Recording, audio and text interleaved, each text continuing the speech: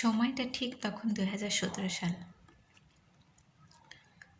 আমি দীর্ঘদিন খুলনায় থাকার পর খুলনার প্রতি আমার একটা অন্যরকম মায়া মমতা সবসময় ছিল। কারণ আমি সেই এসএসসির পর থেকে মাস্টার্স পর্যন্ত আমি খুলনাতে কাটাইছি। সো আমার মাতৃভূমি যশোরের প্রতি যতটা না আমার টান, তার থেকে দ্বিগুণ হারে খুলনার প্রতি টান। কারণ ওখানে আমার অনেক ফ্রেন্ড সার্কেল ছিল। আমি প্রচুর ঘুরছি খুলনায়। সো ওই স্মৃতিগুলা, আমার ফ্রেন্ড সার্কেলের সাথে আড্ডা দেওয়ার স্মৃতিগুলা আমি আসলে কখনোই মেমোরি থেকে ডিলিট করতে পারি না। এবং আমি সবসময় খুলনাকে মিস করি। স্টিল আমি খুলনাকে অনেক মিস করি। যা হোক, তখন আমি আমি প্রচুর বই পড়তাম। সবসময় উপন্যাস কিংবা আদার্স যেসব বইগুলা, এগুলো পড়তে আমার খুব ভালো লাগে। মানে একাডেমিক পড়াশোনার পাশাপাশি একাডেমিক পড়াশোনা করতে যতটা না ভালো লাগে, তার থেকে বেশি এই টাইপের বইগুলো পড়তে আমার বেশি ভালো লাগে। যা হোক, আমার একটা খুব ক্লোজ ফ্রেন্ড ছিল বয়রাতে। ওর বাসাও যদিও বয়রা না, কিন্তু ওর বিজনেস ছিল বয়রাতে। ও জানতো যে আমি খুব বই পড়তে পছন্দ করি। তো তখন ফেব্রুয়ারি মাস ছিল।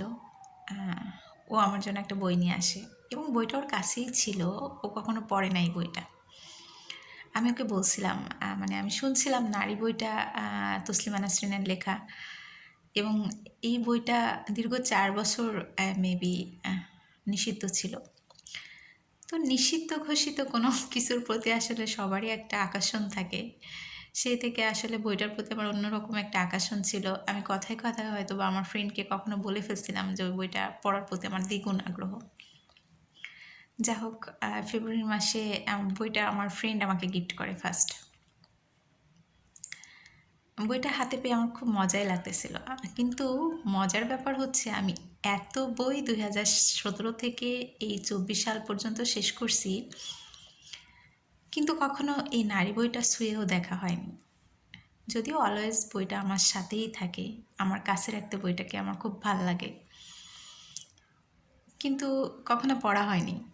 খুব ইচ্ছা ছিল। আমার ফ্রেন্ড আমাকে বলছিল যে তুমি নারী বইটা শেষ করবা এবং আমাকে গল্প শোনাবা, কিন্তু আমার শেষও করা হয়নি, প্লাস আমার ফ্রেন্ডকে গল্পও শোনানো হয়নি। এখন 2024 সাল শেষের পথে, আর কিছুদিন পর 2025 সাল আগত। 2025 সাল আসতেছে। যা হোক, আজকে আমার খুব মনে পড়তেছিল আমার খুলনার জীবনের কথা। যদিও সবার পূর্বের মেমোরি নিয়ে একটু থাকেই আর কি, ভালো স্মৃতিগুলো সবসময় নাড়া দেয়। তো আমার ফ্রেন্ডের কথাও খুব মনে পড়তেছিল। তো আজকে আমি বইটা বের করলাম, আমার ফ্রেন্ডের দেওয়া নারী বইটা। খুব ইচ্ছা আছে এই ডিসেম্বর মাসে আমি বইটা শেষ করব, এবং 2025 সালের আমার ফ্রেন্ডের হয়তো বা সেরা উপহার হবে আমার নারী বইটা শেষ করা আর কি। আমি ওকে গল্প শোনাতে পারবো। বাই দ্য ওয়ে, আপনারা কিন্তু মনে করেন না এই ফ্রেন্ড কোনো ছেলে ফ্রেন্ড। আমার লাইফে আসলে ওরকম কোনো এক্সিস্টেন্স নাই।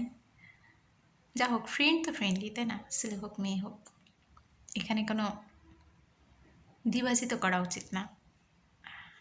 পৃথিবীটা মানুষের, নারীর ও পুরুষের উভয়ে মিলেই বিকাশ ঘটাবে সভ্যতা ও মানুষের।